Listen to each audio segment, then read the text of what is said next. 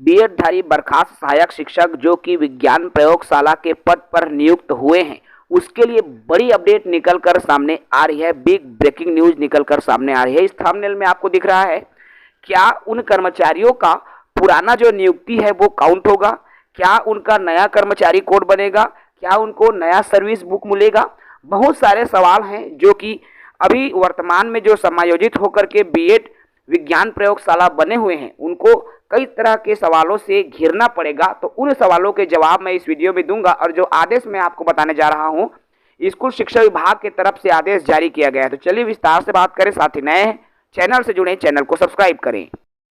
देखिए, आपको यहाँ स्क्रीन पर दिख रहा है, लोक शिक्षण संचालनालय छत्तीसगढ़ की तरफ से आज अर्थात 9 तारीख की स्थिति में ये जारी हुआ है। और स्कूल शिक्षा विभाग की तरफ से जारी हुआ है।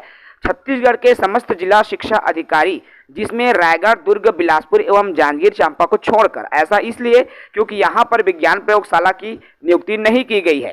तो जहाँ पर भी नियुक्त हुए हैं सहायक शिक्षक विज्ञान प्रयोगशाला के पद पर, जितने भी बीएडधारी बर्खास्त सहायक शिक्षक, उनके लिए ये जरूरी आदेश जारी हुआ है। देखिए, जो भी सेवा समाप्त हुआ है बीएडधारी बर्खास्त सहायक शिक्षक, जिनको समायोजन के उपरांत नियुक्ति पत्र जारी करने के निर्देश दिए गए थे, उक्त संदर्भ में निम्न कार्यवाही किया जाना है। ये जिला शिक्षा अधिकारियों के लिए निर्देश है कि उनको ज्वाइनिंग के बाद अब उनके साथ कई तरह की प्रक्रियाएं होकर गुजरेगी। जैसे सर्विस बुक बनेगा, इसके अलावा उनका नया कर्मचारी कोड बनेगा या वही पुराना कर्मचारी कोड रहेगा। 1 साल की जो नौकरी कर चुका है, क्या वो नौकरी 1 साल काउंट होगा या नया काउंट होगा? तो तरह के सवाल अनेकों प्रकार के हैं। तो इस वीडियो में वही सवाल के जवाब इस आदेश के तहत लिखा हुआ है।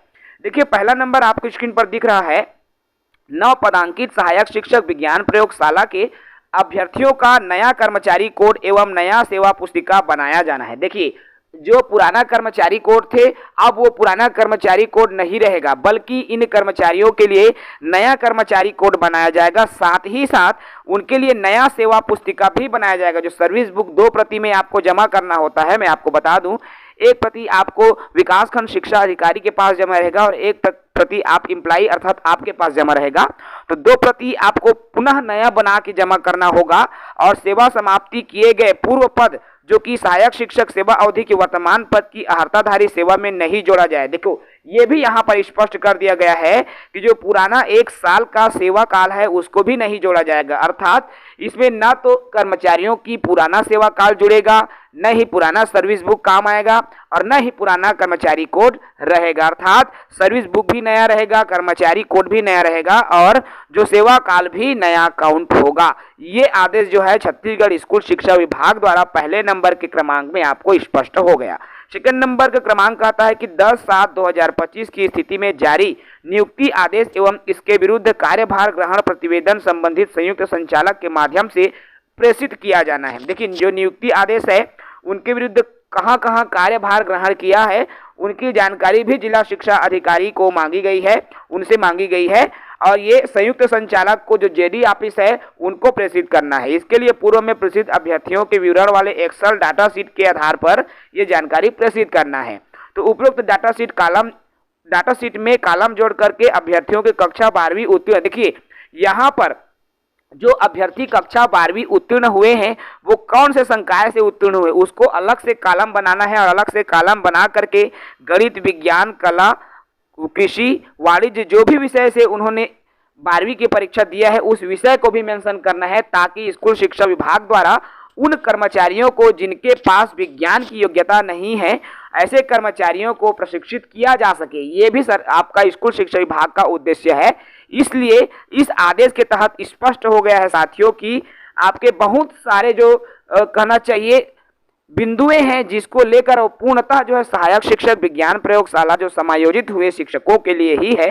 और आपको पुनः मैं बता दूं, न तो आपका सेवा काल काउंट होगा, न ही आपका पुराना सर्विस बुक काम आएगा और न ही पुराना कर्मचारी कोड काम आएगा। इसके अलावा साथियों आपको जो है अपनी योग्यता, जो 12वीं कक्षा की योग्यता है वो भी मेंशन करना होगा।